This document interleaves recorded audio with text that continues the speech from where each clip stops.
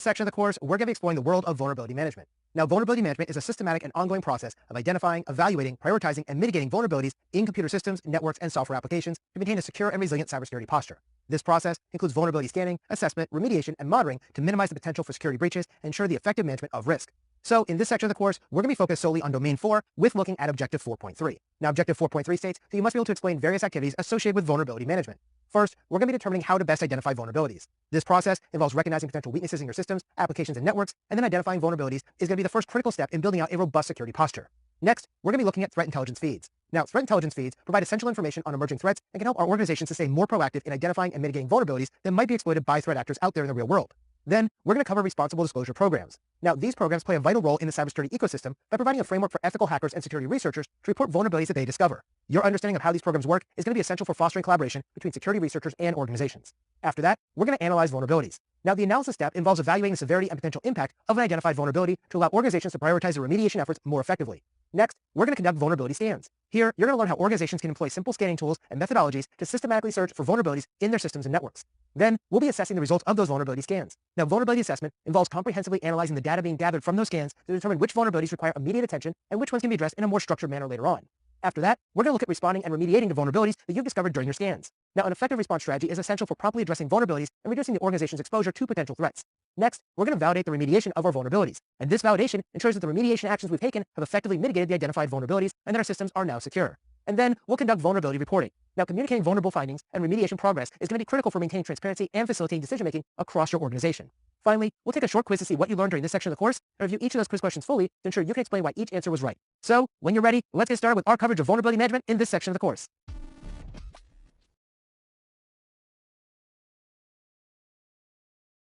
In this lesson, we're going to discuss identifying vulnerabilities. Identifying vulnerabilities is a systematic practice of spotting and categorizing weaknesses in a system, network, or application that could potentially be exploited. Identifying the vulnerabilities in your systems is critical so that we can increase the security of our systems, prevent unauthorized access, and maintain the integrity of our organization's systems and data. There are many methods used to identify vulnerabilities, including vulnerability scanning, application security techniques, penetration testing, and security and processing auditing. Now, first, we have vulnerability scanning. Vulnerability scanning is an automated method of probing networks, systems, and applications to discover potential vulnerabilities. Vulnerability scans play a vital role in strengthening the security of your network by discovering any known vulnerabilities in your devices or applications. There are many different tools available to help you conduct a vulnerability scan, including things like Nessus and OpenVAS. Now, these tools can analyze your system's current state against a database of known vulnerabilities and then generate a detailed report listing out all of your vulnerabilities and their criticality level. Then, your responsibility as a cybersecurity professional becomes one of prioritizing those vulnerabilities, patching your systems, and mitigating those vulnerabilities so that an attacker cannot exploit them. Now, second, we have application security. Application security is used to safeguard our software from being manipulated during its lifecycle. At its core, application security techniques are going to be used to ensure that any custom software that our organization develops is going to be free of vulnerabilities within its codebase. To do this, we perform static analysis, dynamic analysis, and package monitoring of our custom applications. Now, a static analysis is going to be used to analyze an application's source code without actually running or executing that source code. Static analysis techniques are used to spot potential vulnerabilities inside of your codebase, and this can be performed using a manual review where you read each and every line of the source code and then look for potential vulnerabilities, or you can do this by using automated tools to automatically analyze the source code or a compiled binary to identify any insecure coding practices that may have been used by your developers. Now, a dynamic analysis, on the other hand, is going to evaluate an application as it's being run to determine if there are any vulnerabilities inside of that application. Dynamic analysis tools like the OWASP SAP, Burp Suite, or the Peach fuzzing tools can be used to interact with the application in real time by emulating a potential attack vector against the application and then determining if it would be vulnerable to that specific type of attack. Now, the final technique we need to talk about that's used in application security is known as package monitoring. Package monitoring ensures that the libraries and components that your application depends on are secure and up to date. Now, there are many tools available to conduct package monitoring, including things like Sync and Dependabot, which are used to continuously scan your application's dependencies and then alert your developers to any known vulnerabilities that may exist inside of those dependencies so they'll be able to mitigate those before an attacker discovers them and exploits them. Third, we have penetration testing. Now, penetration testing, also known as pen testing, is used to simulate a real-world attack on a system to evaluate its security posture. When you examine your pen test results, you're going to be looking through the report to understand how the penetration testers were able to infiltrate or exploit your systems because an attacker is likely to use similar attack vectors and exploitation techniques too. Then, as a cybersecurity professional, your role is going to be to mitigate these issues that were identified during the penetration test as part of that report, so that way penetration testers and future potential attackers will be unable to exploit your systems using those same methods again in the future. Fourth, we have system and process audits. Now, system and process audits are a process that involves conducting a comprehensive review of your information systems, security policies, and procedures. These audits help to ensure that your organization adheres to the security best practices and relevant industry standards. When it comes to identifying vulnerabilities, you should usually use a four-step process of planning, testing, implementing, and auditing. During your first step, we need to conduct planning. Now, planning entails laying down your policies, procedures, and mechanisms to systematically track and evaluate vulnerabilities inside of your systems. Effective planning will include determining how you're going to test and deploy fixes on your systems too. During your second step, we need to conduct testing. Now, testing involves evaluating patches and updates in a controlled environment before you conduct a broad deployment across the entire enterprise network. By conducting testing, we can ensure that the solutions we're using to mitigate vulnerabilities are not creating any new vulnerabilities, issues, or problems for our systems. During our third step, we need to conduct implementation. Now, implementation involves deploying these patches across the necessary devices and applications. Whether it's a small network with a few devices or a large enterprise network of thousands of endpoints, implementing the updates is going to be a crucial step for you that you have to perform in order to mitigate the vulnerabilities that you identified during your scans and your auditing process. And then we go into our fourth step, and this is where we need to conduct auditing. Now, auditing ensures that the security patches and configuration changes needed to mitigate those identified vulnerabilities have actually been implemented effectively, and you can verify that there are no issues that have been identified after you completed your implementation step. So remember, identifying vulnerabilities is the systematic practice of spotting and categorizing weaknesses in a system, network, or application that could potentially be exploited. Identifying the vulnerabilities in your systems is critical so that we can increase the security of our systems to prevent unauthorized access and maintain the integrity of our organization's systems and data. There are many methods used to identify vulnerabilities, including vulnerability scanning, application security techniques, penetration testing, and security and process auditing. By identifying vulnerabilities and mitigating them, we can increase the level of security in our organization, maintain higher levels of uptime, and ensure that the organization stays resilient in the face of potential cyber threats.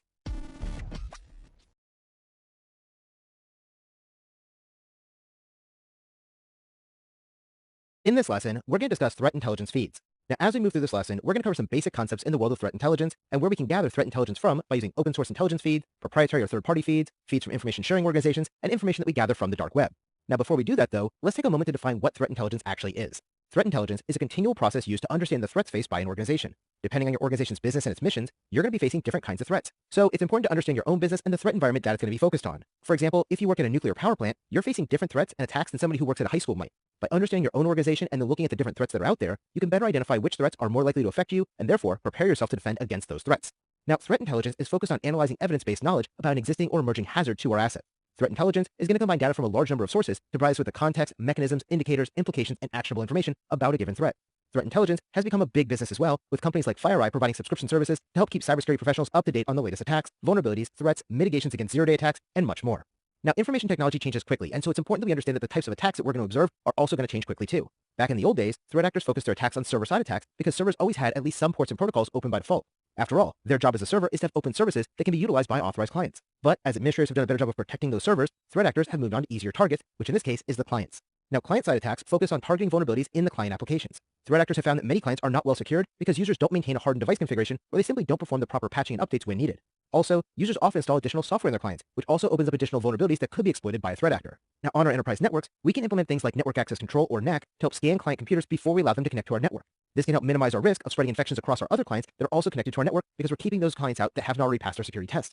Because of this, a lot of clients are becoming much more secure because NAC can place them into isolation until they're updated and properly configured and then give them access to the network. But again, threat actors have been pivoting their attack methods as our clients have become more secure. Now, as users have begun moving more and more into a mobile environment, simultaneously, the amount of malware for those devices, like iOS and Android devices, have also risen in turn. To help mitigate this new threat, enterprises are using mobile device management and mobile application management software to better control the configurations and use of their organization's mobile devices. Also, threat actors have noticed the large move by organizations into the cloud and the widespread adoption of virtualization. Because of this, many of the newest attacks are being developed around exploiting these technologies too. So, now that we have a better understanding of threat intelligence, let's talk about threat intelligence feed. Now, a threat intelligence feed is a continuous stream of data related to the potential or current threats that an organization's security might be facing. Threat intelligence data is collected, analyzed, and disseminated by security researchers, organizations, or automated tools, and it's then used to provide real-time or near real-time updates on various aspects such as new malware signatures, indicators of compromise, malicious IP addresses, URLs, and much more. There are many different kinds of feeds that can be used by an organization so they can stay abreast of the latest security threats, and that way they can proactively enhance their security posture. This threat intelligence can be received from various sources, including open source intelligence, proprietary or third-party feeds, information sharing organizations, and the dark web. So let's take a quick look at each of these four sources of threat intelligence that we can be using inside our organization. First, we have open source intelligence. Now, open source intelligence, also known as OSINT, is the intelligence that's being collected from publicly available sources, including reports, forums, news articles, blogs, and social media posts. Open source intelligence feeds can be a great source of information, and they're usually available at no cost to you. Some popular open source intelligence feeds include those provided by AlienVault Open Threat Exchange, the SANS Internet Storm Center, and various forums and blogs where security researchers share any new findings that they've identified out in the wild. By utilizing open source intelligence, organizations can gain insights into the emerging threats and vulnerabilities without having to invest heavily in proprietary solutions. Now, this brings us to our second option, which is a proprietary or third-party feed. Now, proprietary or third-party feeds are threat intelligence feeds that are being provided by commercial vendors, usually under a subscription service type of business model. These proprietary feeds often offer more refined, analyzed, and timely information than what you might find in an open source intelligence feed. Some of the best-known companies that provide proprietary threat intelligence feeds are FireEye, McAfee, and Symantec. Each of these companies allows their feeds to be integrated into security information and event management tools and other security tools to provide our cybersecurity analysts with actionable insights and an automated threat response capability. Third, we have information sharing organizations. There are information sharing organizations and alliances that have been formed to share threat intelligence among their members. For example, the Information Sharing and Analysis Centers and the Information Sharing and Analysis Organizations were created to foster collaboration among businesses in similar industries and sectors, like all the companies working in finance or healthcare or energy, to allow them to share and receive information about the threats and vulnerabilities that are specific to their particular industries. By joining an information sharing organization, your business will learn from the collective experience and insights of a community that understands their unique challenges and threats, and you'll also give your data into that collective so they can learn from you too. Fourth and finally, we have the dark web. Now, the dark web is a part of the internet that is intentionally hidden and inaccessible through standard web browsers. While the dark web is most often associated with illegal activities, it can also be a great source of threat intelligence for security researchers. Now, security researchers and organizations will sometimes explore the dark web forums and marketplaces to try and uncover the information about new hacking techniques and tools, stolen data, and emerging threats that are existing there on the dark web. By understanding what is happening in the dark web, your organization's security researchers will have a better heads up on potential threats before they become public knowledge too. So, as you can see, threat intelligence feeds are an essential tool in a cybersecurity professional's toolkit. By gathering information from various sources, you can ensure that you remain up to date on the latest threats and are well prepared to defend your organization against those threats. Regardless of whether you're relying on open source feeds, subscribing to third-party proprietary intelligence feeds, participating in information sharing organizations, or exploring the dark web, staying informed is going to be the key to maintaining a stronger organizational security posture. Since the threat landscape in cybersecurity is always evolving and changing, we have to remain up to date and proactive by leveraging threat intelligence feeds so that we can stay ahead of the new threats and we can avoid falling victim to them in the future.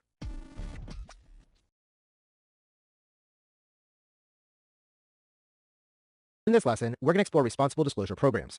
Responsible disclosure is a term used to describe the ethical practice where a security researcher is going to disclose information about a vulnerability in a software, hardware, or online service in a confidential manner to the relevant stakeholders, such as the software developers themselves or the company who created the product or service. With responsible disclosure, our goal is to allow the affected party enough time to address the vulnerability before a public disclosure occurs. So, what does responsible disclosure look like? Well, let's pretend that a security researcher just discovered a new vulnerability in a particular software application. Before they post about it in their blog, they should first contact the owner or developer of that affected product, service, or system privately through some kind of official communication channel, like sending them an email to that organization's cybersecurity team. The researcher will usually provide the organization with enough information for them to fully understand and replicate that vulnerability. The security researcher and the organization will then agree upon a time frame before a public disclosure is going to be made. That way, the organization can work to mitigate that vulnerability and deploy a security fix or hotfix to patch that software for all its end users. Now, once the vulnerability has been addressed, or after the expiration of the agreed upon time frame, the researcher will then be allowed to disclose the information publicly to the rest of the cybersecurity community.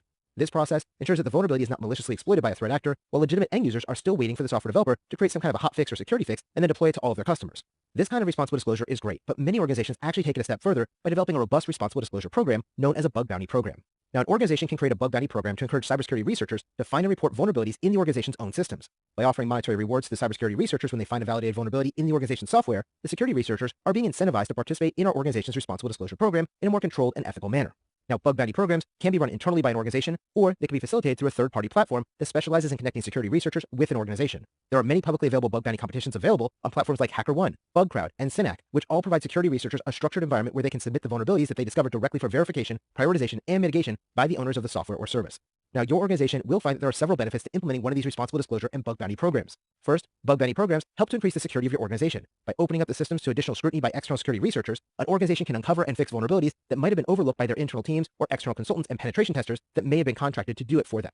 Second, bug bounty programs can foster community collaboration. By establishing a channel of communication with security researchers, organizations can build a community that's invested in the security and reliability of their products.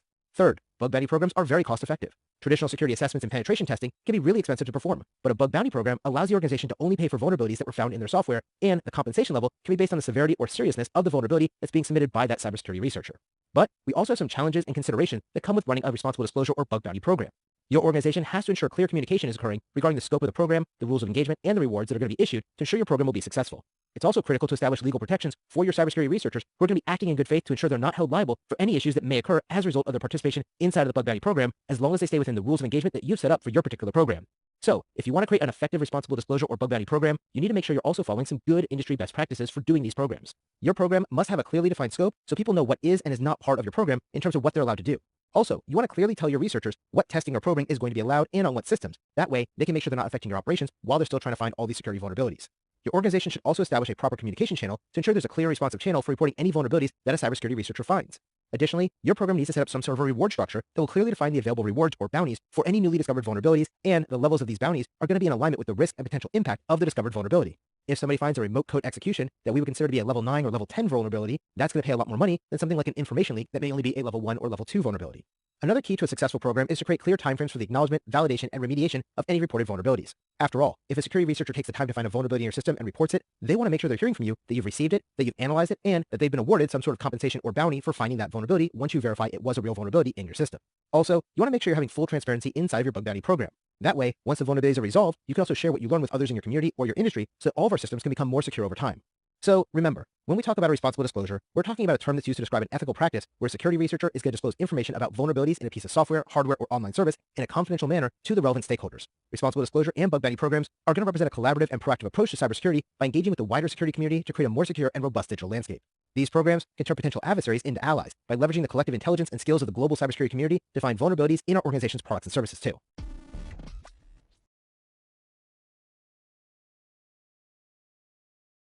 In this lesson, we'll be learning about analyzing vulnerabilities.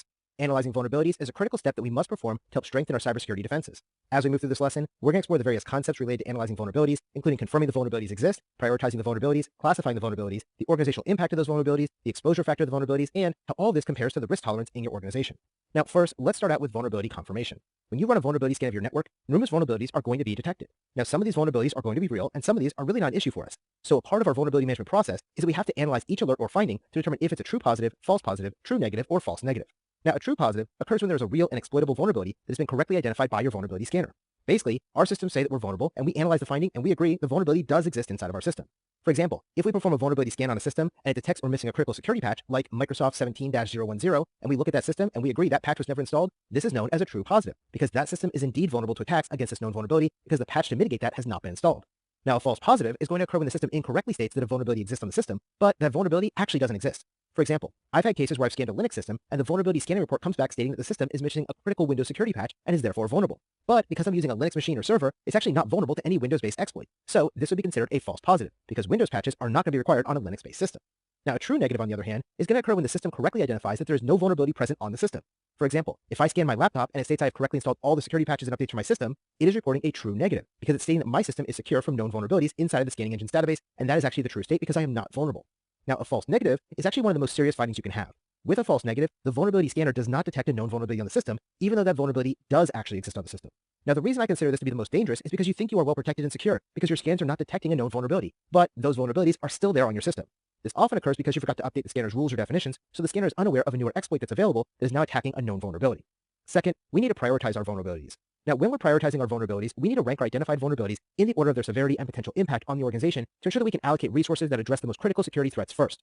Several factors are going to come into play during this process, including the ease of exploitation, the magnitude of potential damage, and the importance of the affected system to the organization's operations.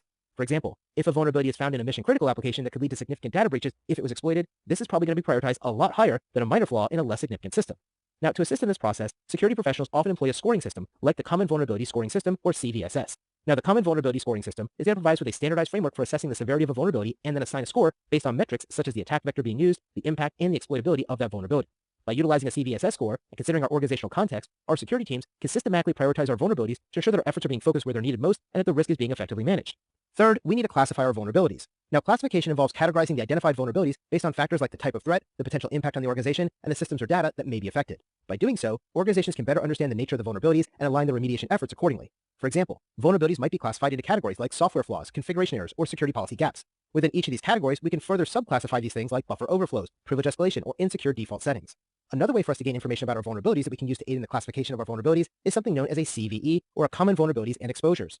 Now, the Common Vulnerabilities and Exposure System is going to contain a large database of every known vulnerability in the world. Each vulnerability will be assigned a specific CVE number, and this can be used to look up the relevant information about that vulnerability at the website cve.mitre.org or cve.mitre.org. Now, this CVE database serves as a valuable reference for cybersecurity professionals to provide us with a detailed description, potential impact, and references to solutions or workarounds for each vulnerability that's been identified. By cross-referencing your detected vulnerabilities with the CVE database, organizations can gain deeper insights into the nature and characteristics of the threats that they're facing so they can make more informed decisions during the vulnerability management process. Also, by using the CVEs to help classify your vulnerabilities, you're going to be able to systematically evaluate your security posture in order to make informed decisions about prioritizing and addressing your vulnerabilities. By having a clear classification system, security teams can streamline their workflows and ensure they're dealing with these vulnerabilities in a strategic and organized manner. Fourth, we have the organizational impact of the vulnerabilities. Now, it's important to understand the potential impact on your organization in order to properly prioritize your remediation efforts. The vulnerability's impact can be assessed in terms of its confidentiality, integrity, or availability of your different data and services that are going to be affected. A vulnerability that could lead to the exposure of sensitive customer data, for example, would have a significant impact on your organization's reputation and could even result in regulatory fines being imposed upon your company. Similarly, a vulnerability that affects the availability of a critical service would have serious consequences for your business continuity plans, so you may give that a higher prioritization level based on this increased impact to your overall business. The vulnerability's impact on your organization can also be assessed based on the industry that the organization is operating within. For example, vulnerabilities in a healthcare organization could risk patient data and safety, while vulnerabilities at a financial institution could lead to monetary losses and increased scrutiny by regulators. And in both of these cases, you would prioritize those vulnerabilities higher up than you might for something at a small local store. Now, by considering the specifics around your organization and your industry, your cybersecurity team can better understand how a vulnerability might affect your day-to-day operations, your legal compliance, and overall level of customer trust. Fifth, we have exposure factor of the vulnerability to consider. Now, the exposure factor, or EF, is used as a quantifiable metric to help a cybersecurity professional understand the exact percentage of an asset that is likely to be damaged or affected if a particular vulnerability is going to be exploited. At its core, the exposure factor is an estimation of the amount of loss that a vulnerability might cause to your organization. For example, if a critical database contains sensitive customer data and it was compromised, the exposure factor would be considered pretty high, as a large portion or potentially the entire database and that asset could be put at risk. On the other hand, if the vulnerability only exposes non-critical information, the exposure factor there would actually be assigned much lower because it's affecting a much less significant portion of our business or that asset. Now, organizations need to understand the exposure factor because it's used heavily when you're conducting a qualitative risk management inside your organization. By evaluating the exposure factor along with other variables like the threat likelihood and the asset value, your organization will truly be able to understand the potential impact of a successful exploit in mathematical terms so they can properly allocate time, money, and other resources to mitigating the vulnerabilities which pose the greatest risk to your operations and your objectives. And sixth, we need to understand our organization's risk tolerance as we analyze vulnerabilities. Risk tolerance refers to the level of risk that an organization is willing to accept in the pursuit of its objectives before action is deemed necessary to mitigate that risk. By understanding our organization's risk tolerance, we can ensure that we align our organization's approach to vulnerability management with its broader risk management strategy. After all, some organizations might be more risk-averse and will prioritize more stringent security measures that require dedicating a lot more resources to address even the most minor of vulnerabilities, while other organizations may have a higher risk tolerance, so they're going to be more willing to accept a certain level of exposure while they're focusing on more pressing aspects of their business. Basically, if your organization has a low risk tolerance, even vulnerabilities with a minor or moderate impact will need to be remediated more quickly. Conversely, if you work for an organization with a higher risk tolerance, your organization might decide to simply monitor certain vulnerabilities while they're focusing their remediation efforts and money to secure more severe vulnerabilities or those with a higher likelihood of being exploited by a threat actor.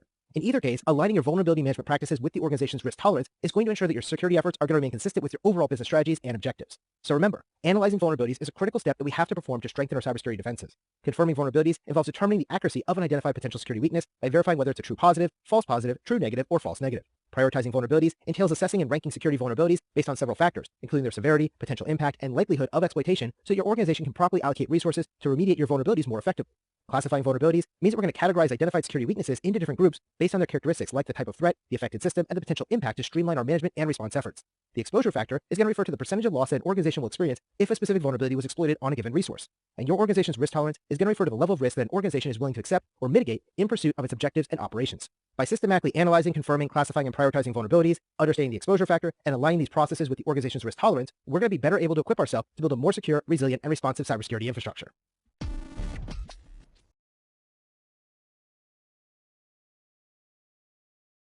In this lesson, I'm going to show you how you can conduct scanning using a tool like Nessus. Now, as we go through this lesson, I'm going to be going through my own sample lab and be able to do some scans with Nessus across these different devices. I'm doing these both individually and as a group.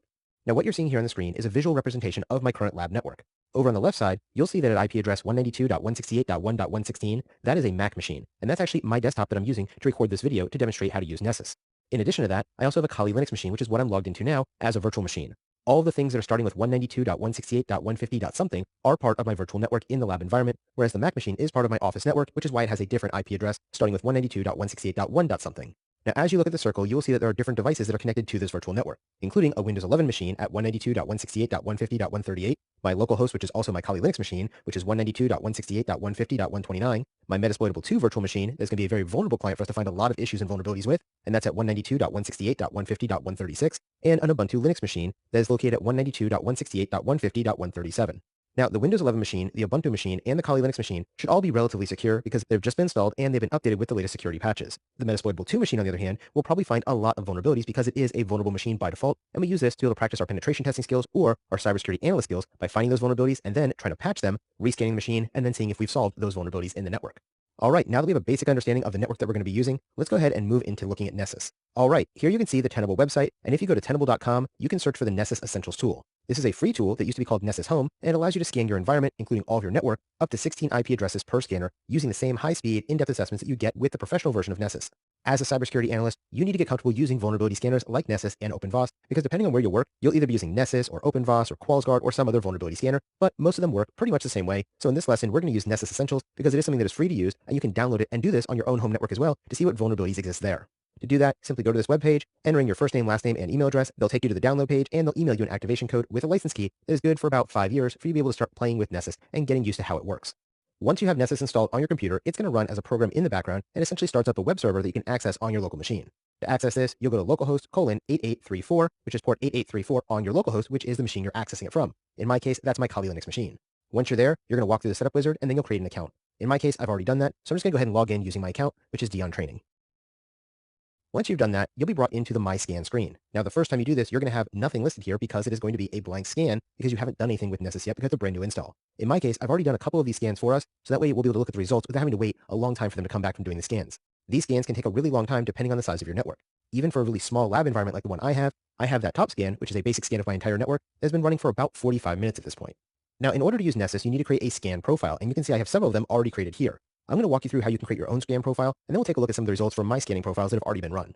To do this, simply click New Scan at the top right corner of your screen, and then from here, you'll see all the different types of scanners you have, including discovery scanners to be able to figure out what hosts are on the network, vulnerability scanners that will target specific vulnerabilities, or we also have compliance scans. Now, when you're using Nessus Essentials, compliance scans are not something you're going to be able to use. These compliance scans are things like PCI DSS internal network scans, or offline configuration audits, or the PCI quarterly external scans that are required once a quarter if your organization takes credit cards as part of their business model. All these are things that are included with the Nessus Professional and Expert versions, but in the home version, which is Nessus Essentials, these are actually blocked out, and you have to pay to get access to those. For most of us though, if we're doing this in our home network, those don't actually matter that much because you're probably not processing credit cards on your home computer, and instead you're more focused on the things that are above, which are the different vulnerabilities or the discovery scan. Now, if you're looking at these different vulnerabilities, you'll notice these are targeted for specific groups of vulnerabilities. For example, you can see in the middle of my screen there's one called the WannaCry ransomware. This was really popular back in 2017 and affected all Windows machines at the time. When something like that comes out, a lot of times Nessus will create a specific scan vulnerability for that one plugin. This way, you can quickly look across your entire network, even if you have 100 or 1,000 machines, and check just for that one vulnerability. That's the reason why you're seeing these vulnerabilities listed here, because these are the ones that were really, really important to look for, things like Spectre and Meltdown and WannaCry and Ripple 20 and things like that. So for our cases, we're not going to look at just a single vulnerability, but we want to look at what vulnerabilities exist across the entire network so we can get a better idea of exactly what vulnerabilities exist right now in our network and create a baseline for us to use as we move forward.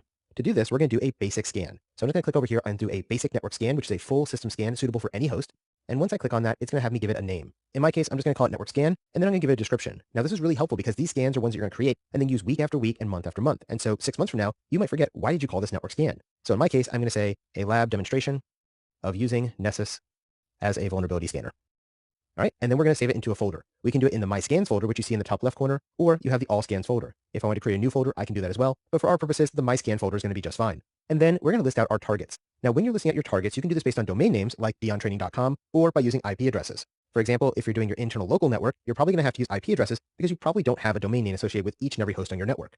Now, in my case, I'm using the 192.168.150.0/24 network. Now, if I didn't know any of my hosts on that network, I can scan the entire subnet of 256 hosts by using something like this. Now, instead of doing this though, if I know what my hosts are, I can list them out individually by putting in their IP addresses. So in my case, I do know all of my hosts, which is 192.168.150.136, which is my Kali Linux machine. Then I'll put comma, and I'll add the next one. I want to put my Windows machine, which is 192.168.150.138.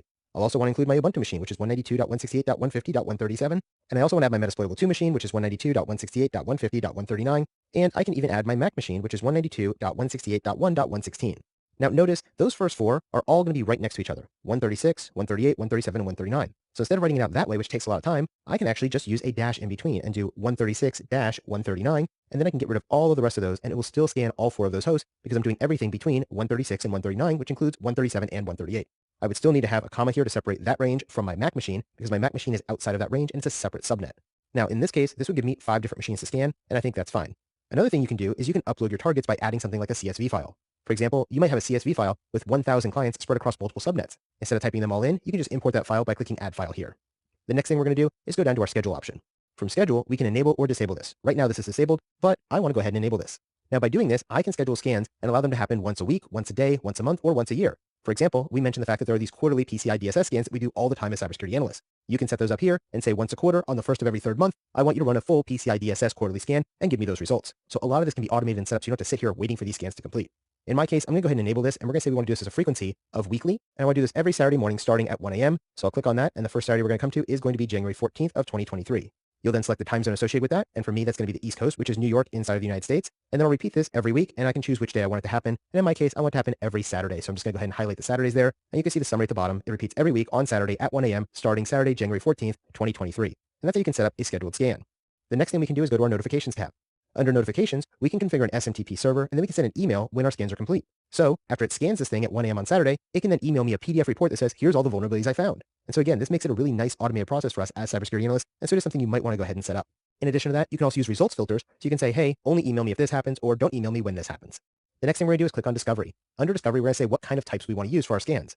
Now, by default, the most common is going to be doing a port scan of the common ports. This is usually the 1,000 most commonly used ports, and this will be a much quicker way of doing a discovery scan, but you could miss some things. So personally, I like to do a more comprehensive scan, and I will do a scan of all ports on those machines, or if you're looking for a specific port only, like which ones are web servers, I can do that by doing a custom port. And in that case, I would just select custom, and then I would be able to choose my own discovery settings by doing the host discovery, port scanning, service discovery, or identity. In this case, it'd be service discovery, that I would be looking for a particular type of web server, like an Apache web server over port 80 or port 443. So again, this just gives you additional areas. For our use case though, we're going to go ahead and stick with the all port scan, which will go ahead and scan all of the ports available, and it will use netstat if the credentials are provided, and it will use a SYN scanner if necessary, because sometimes ping scans won't work. The next thing we're going to look at is our assessment. Under assessment, we're also going to choose a scan type here. The default is going to be our most basic scan, and right now we're not even scanning for web application vulnerabilities. This is fine if we're going to be scanning a bunch of hosts that are on a network, such as people's workstations, because they shouldn't be running web applications on those. But if you're checking a web server, you would want to enable those web application scans. And in my case, one of my machines, the Metasploitable 2 machine, is running a web server. So I want to change that from default, and I want to go ahead and say scan for all web vulnerabilities complex. This is going to be our most thorough and in-depth scan. And again, there is an option to do a custom scan where you can set up all your different parameters. Next, we have our report. Under our report, we have the ability to set up different things, including the ability to designate hosts by their DNS name, be able to show all the hosts that responded to a ping, display any hosts that were unreachable. For example, you said you expected 100 machines to be online, but you only found 73. What were the other 27 machines that were offline? Well, if you display unreachable hosts there at the bottom, that will actually show that to you in your report. And so all of these things are things that you can configure for part of your reporting. Then we'll go into our advanced tab, and again, here's another scan type. We're using the default right now, which is fine. If you're scanning over a low bandwidth link, such as a VPN or some kind of remote office connection, you may want to use that. Or again, you can use custom, where you can use more or less scanners each time. In my case, using the default, this says I'm going to be able to scan up to 30 hosts at one time. I can do 4 checks per host at one time, and I have a 5-second network readout timeout. If I want to increase that or decrease that, I could do that by using the custom area. The next tab we have is our credentials. Now, as you know, you can either use credentialed or uncredentialed scans. And if you're going to use credentialed scans, that means you're giving it the username and password for an account on that given system. If you're using a Windows machine that you're scanning, you'll simply click on Windows and then enter in your username and password there and save that, and it'll allow Nessus to connect to that machine using those user credentials and be able to get a better idea of what vulnerabilities exist. I've already done a scan of doing both a credentialed and non-credentialed scan against my Windows 11 machine, and you'll see that when we did a credentialed scan, we actually found one additional vulnerability that wasn't found when we did an uncredentialed scan. So it's important to realize this and determine which type of scan you want to do. If you're trying to see what vulnerabilities exist for an outside attacker, then doing an uncredentialed scan will be the way to go. If you want to see what an insider threat could do who has a valid login and password, then using something like a credentialed scan would make sense. And the final tab we have is our plugins. Now, plugins inside of Nessus are used to be able to check for certain vulnerabilities. Here you can see the plugin families down the left and then the plugin names on the right. For example, if I go down here and I go all the way to the bottom, you will see that we have 3 different ones for Windows. The first one in the Windows family has a whole bunch of plugins, and you can see them listed on the right.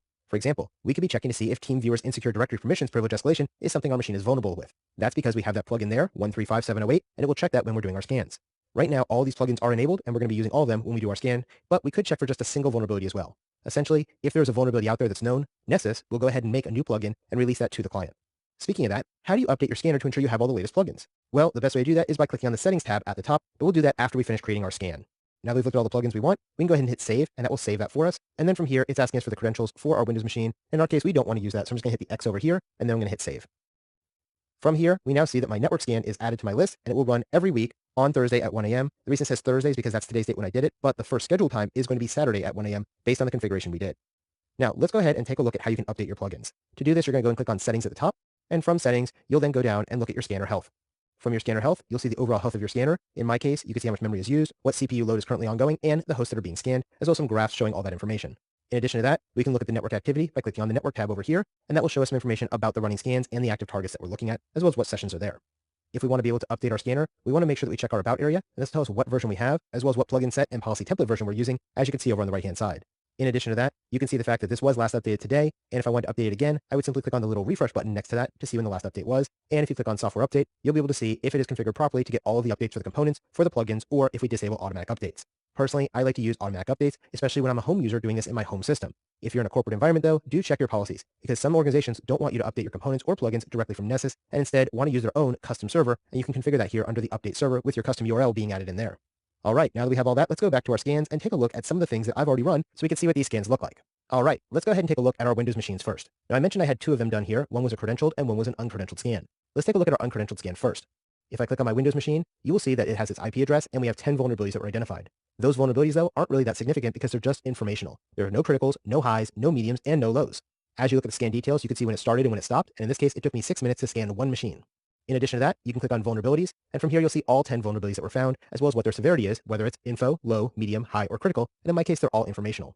In addition to that, you will have a score that's associated with it if it is a critical, high, medium, or low, based on CVSS 3.0 or 3.1, as well as the name of that vulnerability, the family of plugin it came from, and the number of counts. In our case, there's only 1 count for each because we only scanned 1 machine. But if I scan my entire network, like the scan that we just set up, that would actually go and look at all the machines on the network, and in my case there was 5 of them, and if 2 or 3 of those machines had it, we would see that number here under the count. In addition to that, we also have this tab called the VPR Top Threats. Now, this is a proprietary technology used by Tenable, the makers of Nessus, to tell you what is the most vulnerable things. Now, similar to a CVSS score, you can't rely on these solely because this is just Nessus's best guess at what they think is the most vulnerable, but they don't really understand your network as well as you do.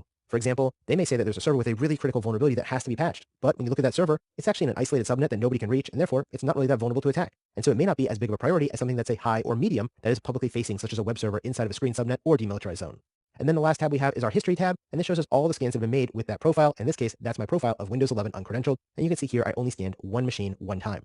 If I go back to the Vulnerabilities tab, you can also see that these vulnerabilities, when you click on them, will give you additional information. For example, if I click on the device type, the reason this is informational is because it's saying based on the remote operating system, it's possible to determine what remote system type is, such as a printer, router, general purpose computer, or whatever it is. And we have a 70% confidence level that this is a Windows 11 general purpose machine based on the basic scan that we just did.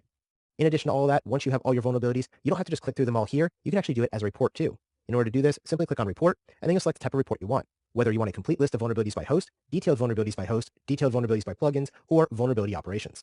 Now, when you do detailed vulnerabilities by host, this is what we're seeing here where we have 10 vulnerabilities associated with this single host. But again, if I had 5 or 10 or 500 machines, I might want to look at the vulnerabilities by plugin so I can say which one has the most or which one is the most critical, and I can see all the machines associated with that. In our case, we're going to do it by host because we only have one host scanned here, and then we'll go ahead and hit Generate Report here to generate our report as a PDF. You do have 3 options when generating a report. You can do it as an HTML file, a PDF, or a CSV file. In my case, I used a PDF, and you can see that PDF is created right here, and it's a 15-page document with all of the vulnerabilities and what they are and how we can fix them. So as we start scrolling through this, we can see that we have a vulnerabilities by host, and there's only one host, and then if we go down to page 4, we will now see the vulnerabilities. Here, we have 0 critical, 0 high, 0 medium, and 0 low, but we do have 10 informational. We can see when the scan started and stopped, we can see information about that host, and then we start seeing the vulnerabilities themselves. For example, the first vulnerability we have is that Common Platform Enumeration, or CPE, and this says we are able to figure out what type of system it was. And so as we look at that, we can see the output from it, and we can see that it identified us as a Windows host, and that is correct. So that is an informational thing. It's not really a dangerous thing, but if you don't want people to know you're running a Windows machine, you could do some things to obfuscate that and make it report that it's a Linux machine or a Mac machine or something like that if you wanted to use some kind of security by obscurity technique. Then we can keep scrolling, we'll see the next thing. In our case, we see a device type. And again, we saw this was a general purpose machine. We saw that earlier when we were looking at inside of the Nessus tool.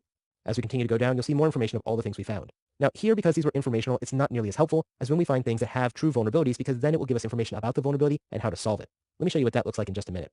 Right now, let's go back to our scans and take a look at our credentialed scan. Now with the uncredentialed scan, we had 10 things found. Here in the credentialed scan, we do find that we have 11 things. And so we can compare the two, and we can look at one versus the other and see what the difference is and what that one extra thing was. But again, because these are all informational, it's really not that big of a deal. And so we're going to go look at some other scans that may have some better information for us. The next one we're going to look at is going to be our Kali machine. Our Kali machine is actually a very secure machine as well, having 57 informational items and only one low item here as a vulnerability. This scan actually took 16 minutes to complete on this single machine, and when we look at the vulnerabilities, we have 44 of them total. Now the reason there's 44 is because there's lots of them that have multiple issues, such as HTTP has 3, SSH has 4, SSL has 5, and things like that. When we look at the SSL one, you can see it says mixed, and the reason for that is when I click on this, it works almost like a folder. You can see there was 4 informational and 1 medium vulnerability. This is our first vulnerability that actually has a number or score associated with it. In this case, that's 6.5, giving us a medium classification. If I click on that, we can see the additional information, and in this case, it says the SSL certificate cannot be trusted. And the reason for this, as we look at the output below from the scanner, is that we got information from the system we were scanning, in this case, our Kali Linux machine, and it did have information about the subject and issuer of that digital certificate, but it was a self-signed certificate, and therefore it's being registered as signed by an unknown certificate authority, and that is why this is considered a vulnerability. Now, in my case, because I'm in a lab environment, this isn't really a big vulnerability, and again, it's only a medium level vulnerability, but it is the only vulnerability we have on the system, and that tells me this Kali machine is rather secure. If I want to solve this problem, I can then go through and figure out why is this using a self-signed certificate, and how can I get it its own certificate. In this case, it tells me my solution is to purchase or generate a proper SSL certificate for this service, and I can actually go look at those 2 links to see how to do that or get more information about this particular vulnerability. Let's go ahead and go back to our scans, and from here, we're going to go and look at our Mac machine. Now, the Mac machine is a machine I use on a daily basis, and here you can see I have 33 informational and 1 that is a medium vulnerability. Let's see what that one is. As I click on the vulnerabilities tab, I see there are multiple SSL issues, and it's the exact same issue we had on Kali. Now, why is this? Well, on my Mac system, I also have Nessus there, and Nessus is using that same self-signed certificate again inside of that installation on my Mac machine, and therefore we're getting the same vulnerability, so I would want to go ahead and install a real certificate instead of using the self-signed one from Nessus to avoid this vulnerability. Next, let's go back to my scans, and from here we're going to look at Ubuntu. Now this Ubuntu one is one that I just installed straight off the CD, and all I did was create a user account and then scan it. So there's no patches that have been done, but you can see that Ubuntu is pretty secure straight from its installation. This is because as part of the installation process, Ubuntu usually will download any new patches and vulnerability updates that it has before finishing the installation, and that's why we're seeing that this is a pretty secure machine. If we look at these vulnerabilities, they're all informational again, and from here you can see it's most of the same stuff. We're getting information about the system, such as its MAC address, its IP protocols being scanned, and things like that. Let's go back to our scans one more time, and from here you can see that my other 2 scans are still running, the basic scan of my entire network and the Metasploitable 2 one. Let me go ahead and look at Metasploitable 2 first, because this one has a lot of vulnerabilities. Now you'll notice here that I can't export this as a report yet, and the reason is it's still running the scan. I started the scan over an hour ago, and we're still at only 99%, but we found a lot of vulnerabilities. Here, even at 99%, we can see 171 informational, 8 lows, 44 mediums, 13 highs, and 15 criticals. This is a really vulnerable system, and if this was on your production network, you would definitely want to start remediating all these issues. So what are some of these issues? Well, let's go ahead and click on our vulnerabilities, and we'll look at the first one we have, which is NFS Exported Share Information Disclosure, and this is a 10.0, which is critical. You can see it's under the RPC, or Remote Procedure Call family of plugins, and it happened one time on the system. If I click on it, I can get more information about it. Going down the left, I'll see the description, the solution, and the output we got from the scanner, and on the right, we'll see information about the plugin, such as its ID, the severity, the version, the type, the family, when it was published, and when it was last modified. As you can see, this is a really well-known and old vulnerability from all the way back in 2003, over 20 years ago. In addition to that, we can see risk information, such as what the risk factor is, in this case critical, and the score that it's associated with it, in this case a 10.0 critical under the CVSS version 2 standard. Now, why isn't CVSS version 3 or version 3.1 here? Well, because this is a really old vulnerability from 20 years ago, and they haven't updated it to the latest scoring system, but we still know it's very vulnerable. Then we can see vulnerability information on the right that says things like, is there an exploit available? True, yes there is. That again makes it even more serious for us to patch this vulnerability because not only are we vulnerable, but attackers also know how to exploit it. In addition to that, we can see the ease of that exploit is that exploits are publicly available, and the vulnerability was first known back on January 1st of 1985. So it's really, really old vulnerability here. You can see what you can exploit it with. In this case, you can use Metasploit, and we can see reference information, including the CVEs associated with it, which were all written back in 1999. And you can see that because it says CVE-1999- and then the number for the 3 CVEs associated with this vulnerability. Let's go back to our vulnerabilities again. We'll click on the next one, which is the REXECD service detection. Here we see that service is running on the host, and it's designed to allow users of the network to execute commands remotely, which could be a bad thing for us as cybersecurity professionals. So to fix it, you would comment out the exec line inside the /etc/inetd.config file, and then restart the inetd process. So this one's a pretty easy one to fix, and so we can go in, comment out that line, and then we will be able to restart the process, rescan our system, and verify that this critical vulnerability is no longer there. Let's go ahead and look at our vulnerabilities again. Let's scroll down here and take a look at our bind shell backdoor detection. This one has a 9.8 rating. And again, you can see that this is a shell listening on a remote port without any authentication being required. And this would be a really bad thing because the attacker can use it to connect to the remote port and send commands directly to that system. How do we solve this? Well, we want to verify if the remote host has been compromised and then reinstall the system if necessary. Essentially, we think this is a backdoor or a rootkit of some kind. This would be a really bad thing. So we would want to be able to fix that. And again, you can see all the details there, including the CVSS scores over on the right-hand side. If we go back to our vulnerabilities, we can look at some other ones, such as our highs, our mediums, or our lows by clicking through all of these. But because there are so many here, what I would probably do is instead, I would run my report, export that as a PDF showing me all the vulnerabilities, including all of the solutions for those vulnerabilities, and then we can pass that over to our system administrators in a prioritized manner, which tells them which things we want them to fix first. And then once they tell us they've done that, we would rescan the system to see if our 95 vulnerabilities now went down to 50 or 40 or 20 or 10 or maybe even 0. But that's probably not going to happen because as you saw, even really secure hosts still have 5 or 10 or 15 of these informational things. And on this system, we have quite a few informational as well, with 57% of our findings being informational. But again, what I'm really worried about is these criticals, these highs, and then even the mediums. The lows don't usually worry me as much, and then the informational don't usually worry me as much either. These are the kind of things you need to look at as you're going through a tool like Nessus. The last one we have is our basic scan of the entire network. Now here you can see that I had 4 machines inside of the scope of this particular scan, and the one that isn't there is Metasploitable because I added that in after the scan started.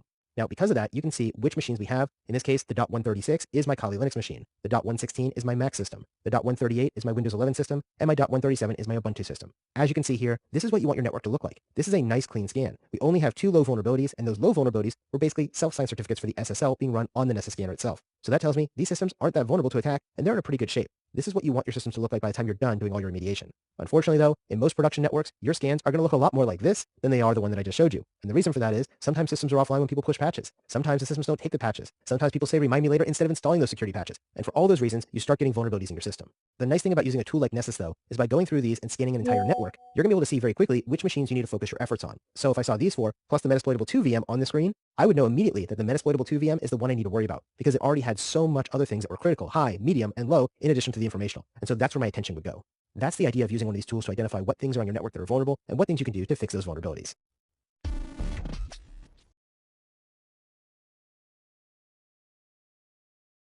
In this lesson, I'm going to show you how to assess scan outputs. And so instead of using Nessus, we're going to go ahead and use OpenVAS to see how that one looks a little bit different. Now in this one, I'm going to go a little bit more in depth than I did last time because I'm going to show you everything from creating the scan account, configuring its permissions, setting up OpenVAS, and then looking at the results that come from that scan.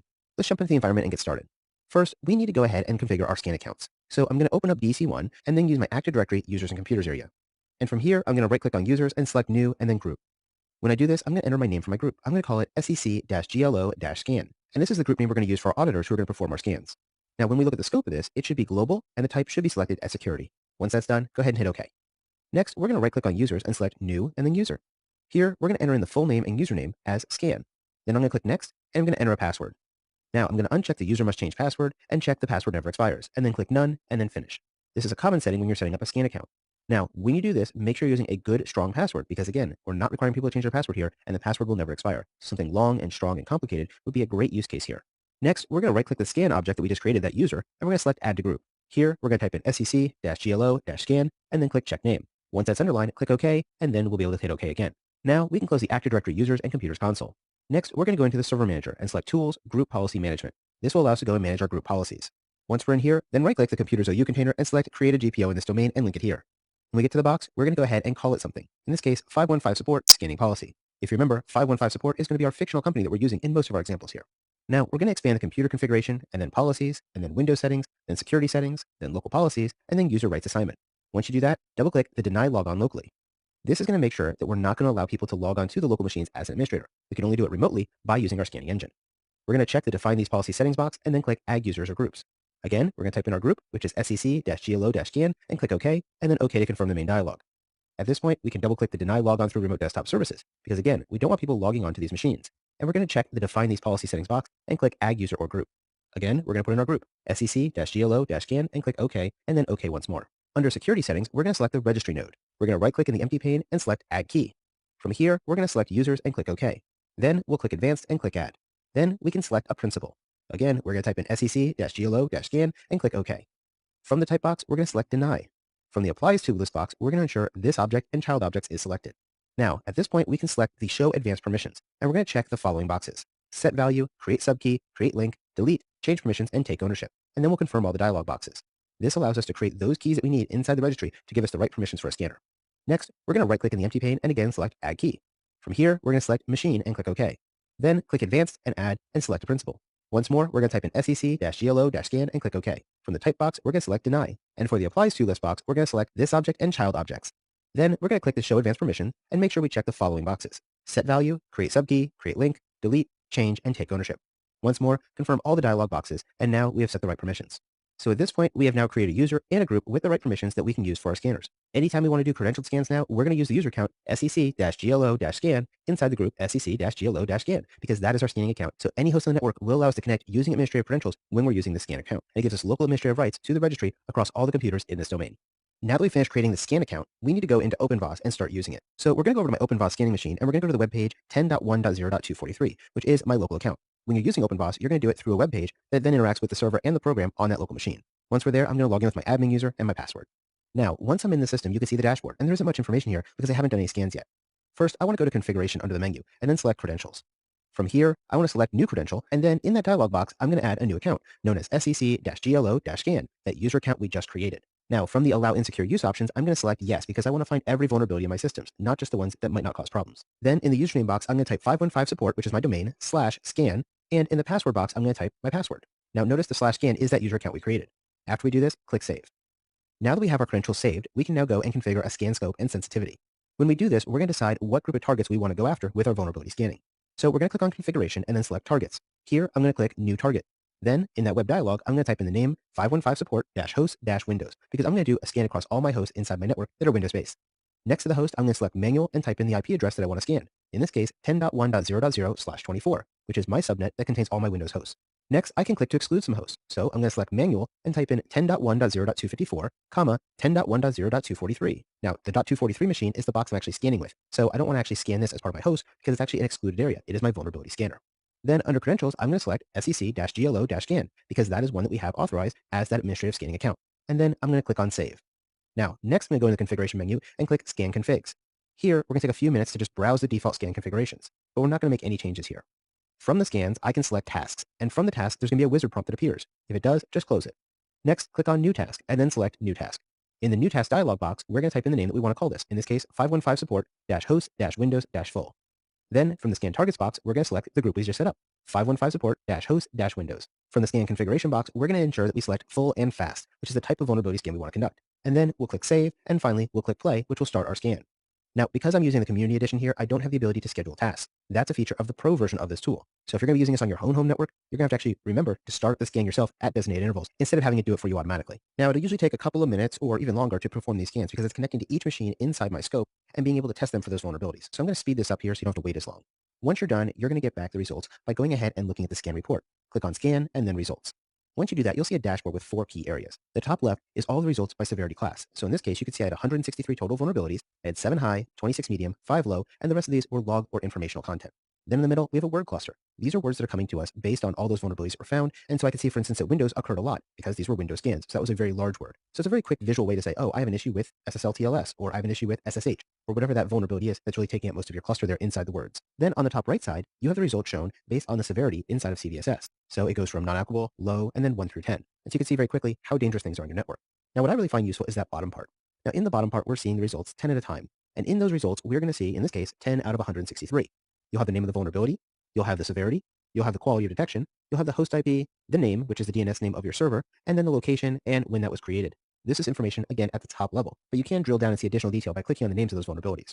So now that we've done a quick look at our results, let's go ahead and take a look by filtering to find out anything associated with a particular host. For example, if I want to find all the vulnerabilities for the host at 10.1.0.1, I could go into the filter box, type host equals 10.1.0.1, and click update filter. This is all the vulnerabilities associated with my domain controller. Now you'll see there's not many here. Why is that? Well, because we really only did an uncredentialed scan against the domain controller. We gave ourselves permissions with that scan account to have administrative rights on everything in the network except the domain controller. So the domain controller is getting an uncredentialed scan while everything else is getting a credentialed scan. Now let's take a look, for instance, at the null session vulnerability. When we click on that, we can see that because the guest account is enabled, there is a serious configuration here, and because this is a domain controller, this is quite alarming. This is something that definitely should not be there on a domain controller, which is why there's a high severity, and it's something we should fix quite quickly. Now, the next thing we want to do is we want to filter out and adjust our string here. So instead of looking at the domain controller at 10.1.0.1, let's go ahead and make that 10.1.0.2. When we do that, you're going to see a lot more severe results. This is because we had administrative credentials and we did a credentialed scan. Now, when we did this on a host, we're going to see a lot more vulnerabilities because we have administrative rights. In this case, we see a lot of them that have high severity in the 10 range or the 9 range. Now, we can go in and look at these by clicking on those reports. And if you have internet access connected to this, you can actually go and research those different CVEs to figure out what you should do. For example, if we look at the vulnerability in the filter and we want to find everything that's affected by a particular vulnerability, instead of looking at it by host, we can type in vulnerability, tilde, quote, and then the name of the vulnerability. In my case, I'm going to use 401.3389 and then end quote. Once I do that, I click the update filter button, and you will see that I have a hit for PC2, which is running Windows 7. And this is bad news because this is the same vulnerability that was used by WannaCry, which is known as Eternal Blue. This is a big bad vulnerability that allows remote code execution on a system. So this is one that if you find in your network, you want to make sure you get it patched up pretty quickly. Now, additionally, we can look at the same results by instead of looking at the vulnerability number based on the knowledge base that Microsoft uses, we can instead look at it based on a CVE. For example, I know that the WannaCry vulnerability is CVE 2017-0144. So I can go into the filter box, type tilde, quote, CVE-2017-0144, quote, and hit update filter. Now I'm going to find any machines that match that CVE. This is really useful if there's some new big bad vulnerability that comes out and you want to test all your systems for that particular vulnerability. For example, I was working in a large organization when the Apache Struts vulnerability came out a couple of years ago. We wanted to identify across our millions of endpoints which ones were vulnerable to this attack. So we were able to do a search looking just for that one CVE as we looked across our network and scanned, and that way we can find those and patch those quickly. So hopefully you've enjoyed this short lesson on learning how to configure your scanner and use a scanner using OpenVAS and the Greenborn Community Edition.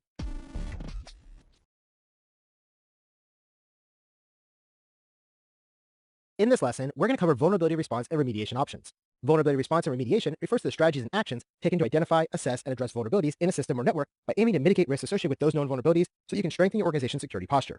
When a vulnerability is identified within an organization, it's imperative to respond effectively and efficiently to mitigate or completely neutralize that threat. The process of vulnerability response and remediation is going to encompass a range of options, including patching, insurance, network segmentation, implementing compensating controls, and granting exceptions and exemptions. Now let's take a look at each of these options and how they contribute to an organization's overall cybersecurity strategy. Now, our first option for response and remediation is the use of patching. Patching refers to the process of applying updates to software, systems, or applications in order to fix security vulnerabilities or to improve performance. Patches are typically released by software vendors to fix known vulnerabilities that could be exploited by a threat actor. For example, if a software company has identified a vulnerability in its word processing software application that would allow a threat actor to gain unauthorized access to your sensitive data, that company should quickly develop and release a security patch or hotfix to mitigate this known vulnerability. Now that the patch is released, it's going to be up to our end users to update their software to the latest version that includes this new security patch so that vulnerability on their system can be mitigated and that the threat actor can no longer exploit their system.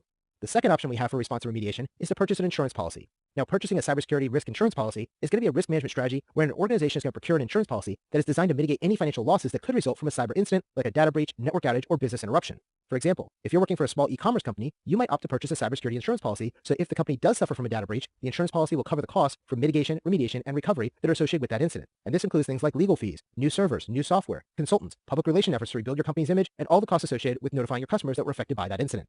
Our third option for response and remediation is known as segmentation. Network segmentation involves dividing a computer network into smaller parts or segments to improve performance and security by isolating different parts of the network from each other. This way, if one segment becomes compromised, the threat will not be allowed to easily propagate itself into other parts of your organization's network as well. For example, a hospital might implement network segmentation to separate patient data from other non-critical systems. This way, if a malware infection occurs in one of the non-critical systems, the segmented network that's hosting that sensitive patient data will be kept safe from the malware that already infected our non-critical systems in that other network segment.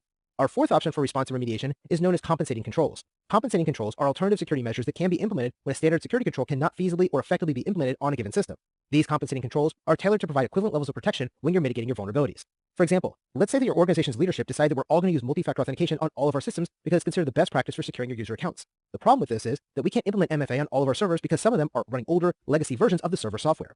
Now, until those servers can be replaced or upgraded to more modern versions of the server software, our company is going to have to use a series of compensating controls such as rigorous password policies, account lockouts after failed login attempts, and regular security awareness training for our employees to mitigate the fact that multi-factor authentication simply cannot be installed on those legacy servers at this time.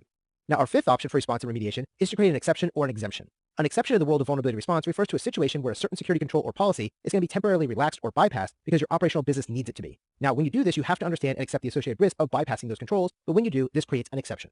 Now, for example, if an organization has a policy that requires all of your systems to be updated regularly, but you have a critical server running a legacy application that simply cannot be updated without breaking that application, well, in this case, you need to use an exception. And that exception can be made so that this server is being acknowledged for the risk of not being updated, and the rationale and timeframe for that exception will also be documented, like the scope of the exception and the date by which the exception will expire, and that server has to be replaced or upgraded to a more secure version, or be completely removed from the network for non-compliance. Now, an exemption, on the other hand, is an instance where a security control or policy is permanently going to be waived for a specific reason, such as when you're trying to use a legacy system that simply cannot use a modern security measure as one of its controls. For example, if you're working for a large university's research department and they have an older computer system that's necessary for processing historical data and it can't run the updated security software that you want to install, your university's chief information security officer might decide to grant a permanent exemption for that system so it doesn't have to be updated anymore in the future, because this system will be physically and logically isolated from the rest of the university's network, and this mitigates the potential risk associated with making this exemption. And because the system is so expensive, it's going to take us years to replace because we can't afford to buy a new supercomputer, for example, and so we're going to have to use an exception instead of completely avoiding this risk by updating that server. So remember, vulnerability response and remediation refers to the strategies and actions that are taken to identify, assess, and address vulnerabilities in a system or network by aiming to mitigate risks associated with those known vulnerabilities so you can strengthen your organization's security posture.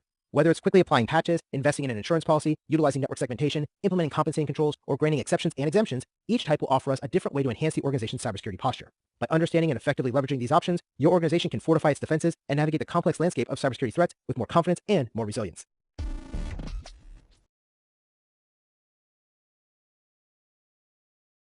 In this lesson, we're going to discuss validating vulnerability remediation. Now, when we identify a vulnerability during a vulnerability scan or a penetration test, it's important that the vulnerability gets remediated. If the vulnerability is caused by missing a software update or a security patch, then the remediation is simple. We need to just install that related hotfix or security patch onto the system. Now, if the vulnerability is associated with a misconfiguration of device, then that remediation would be to properly configure that device. Either way, our system administrators have been notified of the vulnerability and given instructions on how to remediate it, such as installing that patch or reconfiguring a device, but now we as cybersecurity analysts need to validate that vulnerability has actually been remediated. This is done by conducting rescans, audits, and verification of your systems to validate that the vulnerability has been remediated and is no longer going to be exploited by an attacker. Now, first, we have the process of rescanning our devices. After the initial vulnerability scan and subsequent remediation efforts have been completed, it's important that you take the time to conduct a rescan of your targeted system. This rescan will serve as a form of double-checking your work and ensures the system is no longer vulnerable to that specific vulnerability. When you're conducting rescanning, this is going to help you to identify if any vulnerabilities remain that are unaddressed in the system. Another benefit of conducting rescans is that we can determine if any new vulnerabilities have emerged since our initial scan, and this new vulnerability may also need to be mitigated by installing a new security patch or reconfiguring your system. But probably one of the most important reasons for rescanning your system after you've applied a new security patch is to validate that the patch actually did solve the vulnerability that you initially identified during your scans. Now, over my career, I've had several cases where a Microsoft patch has been released, and that hotfix or security patch was actually released for one vulnerability, but when we installed it inside of our testing environment, we found out that it actually did not fix that vulnerability. Other times, we found that when we installed a patch, it fixed the identified vulnerability, but then it introduced 2 or 3 new vulnerabilities into our system as well. So rescanning can also ensure that the patch was properly installed and that it's effectively mitigating the original vulnerability, as well as not introducing any new vulnerabilities into your systems. Now, when it comes to rescanning, I recommend that you schedule your rescans to be conducted automatically. Also, I recommend that you use a comprehensive scan when you're conducting your rescan to make sure you're validating not just the one vulnerability, but all vulnerabilities on your system so you know what the exact security posture is. And finally, you need to make sure you rescan under the same conditions as your initial scan, because that way you're comparing apples to apples or oranges to oranges. Second, we have to conduct an audit of your devices. Now, auditing refers to the process of systematically reviewing logs, configurations, and patches to ensure that they're aligned with the established security standards and policies that you have in your organization.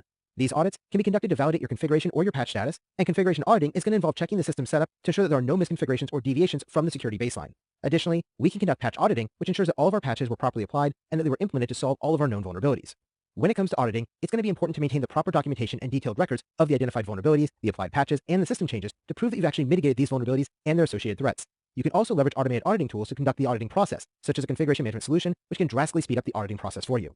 Your audits should also include compliance checks that are being used to ensure your system is in compliance with any applicable industry regulations or standards, including things like GDPR, HIPAA, GLBA, or SOX.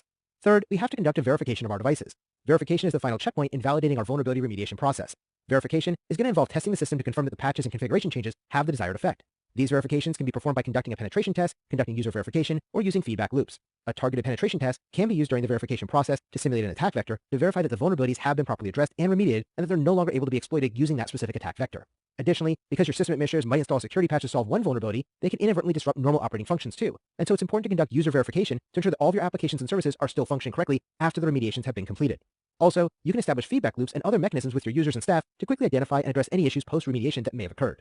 Now, when it comes to verification, you should perform holistic testing, continuous monitoring, and sometimes you may even want to engage an external auditor to help complete your verification process. When it comes to verification, you should not only verify that the vulnerabilities have been resolved by your remediation actions, but you also need to take the time to evaluate the entire system to ensure it has remained stable and functional for all of your end users. The best vulnerability management programs also use a process of continuous monitoring to quickly detect and respond to any anomalies that may occur in the future. Finally, if you need to ensure that you're in compliance with industry best practices or regulations, you can engage the services of an external auditor to provide a fresh pair of eyes to help catch anything that you might have missed during your own auditing and verification process. By using an external auditor, you will have a purely objective evaluation of your remediation efforts, and this can be really helpful. So remember, validating vulnerability remediation is not just about checking off boxes on your checklist, but it's also about ensuring that your systems are actually going to be more secure than they were before you performed your remediation actions. By systematically rescanning, auditing, and verifying your remediation efforts, you can strengthen your security posture while ensuring that your organization remains compliant and operationally efficient.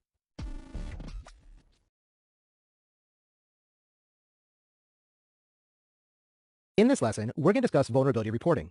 Vulnerability reporting is the process of documenting and communicating details about security weaknesses that were identified in systems or software to the individuals or organizations that are responsible for addressing the issues to be able to ensure that these vulnerabilities are managed discreetly and effectively to prevent exploitation.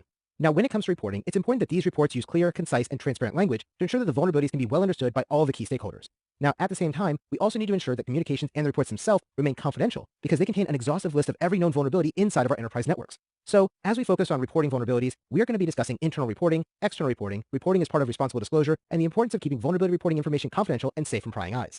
First, we have internal reporting. Internal reporting serves as the first line of defense in the vulnerability management process. Internal reporting involves the identification, documentation, and communication of your organization's vulnerabilities within the organizational structure of your organization. This kind of internal reporting may happen horizontally inside your organization, where a cybersecurity analyst is providing the results of their vulnerability scans over to your system administrators so that those administrators can begin applying patches or reconfiguring your devices to remediate the vulnerabilities that were found by the analyst. Alternatively, you may also work in a vertical structure, where you're creating a weekly report that's being sent upwards to your managers and executives so they can understand the current security posture of the organization's network. In either of these cases, though, the information needs to remain internal to your organization, and in this case, that makes it internal reporting. When you're making an internal report, it's important that your report provides the details and clarity about the vulnerabilities that were being discovered during your scans. Your report should also be timely because rapid reporting can drastically reduce the period of time that your organization is going to be exposed due to a known but unpatched vulnerability inside of your network. Now, another key concern when you're doing internal reporting is that you have properly established the communication paths and protocols that are going to be used when new vulnerabilities are discovered, and the results of a new vulnerability scan is going to be ready to be shared internally across the system administrators, managers, or executives through this new communication path. Second, we have external reporting. Now, external reporting occurs when you need to discuss your vulnerabilities outside of your own organization structure. External reporting is usually going to involve discussions with your vendors, your partners, your customers, or the public at large, depending on the specific vulnerability that we're talking about. Now, one of the most commonly used external reporting methods is to coordinate with your vendor. By engaging with the vendor of your vulnerable system or software first, you're giving them a chance to rectify and remediate the issue, not just for your organization, but for all customers who rely on this vendor's product. Another common form of external reporting and communication is going to occur when you share non-sensitive aspects of that vulnerability with databases like the CVE database or the vendor's own knowledge base or support forum to be able to increase the cybersecurity community's knowledge about this given vulnerability. Also, when you're conducting external reporting, it's important that you ensure that any sensitive details about your systems and the data they contain are not being disclosed if that could put other people at risk. For this reason, it's important to respect the privacy of your employees, your customers, and your vendors when you're discussing potential vulnerabilities with other external organizations. Third, we have to consider reporting in terms of responsible disclosures. Now, responsible disclosure reporting is the art of disclosing vulnerabilities ethically and judiciously to the affected stakeholders before making the announcement to the public at large. Responsible disclosures are focused on collaborating with the entity responsible for the vulnerability in the first place, such as the software developer, so that they can develop a hotfix or a security patch for the vulnerability that you discovered. This is often going to be done as part of a bug bounty program, which is a form of responsible disclosure. Additionally, when you work with the vendor, you should give them a grace period of a few weeks or even possibly a few months in order for them to be able to ensure that they can address the issue and deploy a patch before you make any kind of public announcement. Otherwise, a threat actor would hear your announcement, create an exploit to attack the vendor's customers who are now vulnerable to the new attack that you discovered, and this is going to cause all sorts of problems. When you're conducting responsible disclosure, you need to provide a detailed report to the vendor, including the method you used to exploit the vulnerability so they can reproduce your attack or exploit, the potential impact of the vulnerability if it was exploited, and any proposed mitigations that you would recommend until the vendor has time to release a patch for the vulnerability. For example, if I just discovered a new vulnerability in the Windows file and printer sharing service, I should first go ahead and notify Microsoft as part of their bug bounty or responsible disclosure program.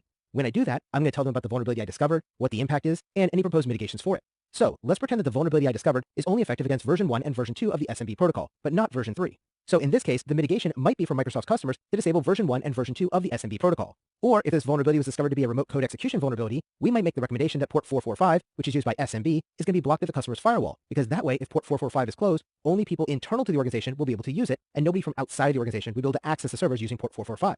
This will prevent an external threat actor from exploiting this vulnerability remotely over the internet. These are just some examples of mitigations that could be used until the security patch to plug the hole would be released by Microsoft through the Windows Update service to all of their customers. Now, fourth and finally, we need to discuss the importance of confidentiality in our vulnerability reporting. Confidentiality in our vulnerability reports really is a non-negotiable matter, because the details included in those reports are basically going to give the attacker everything they need in order to circumvent your organization's security appliances and defenses.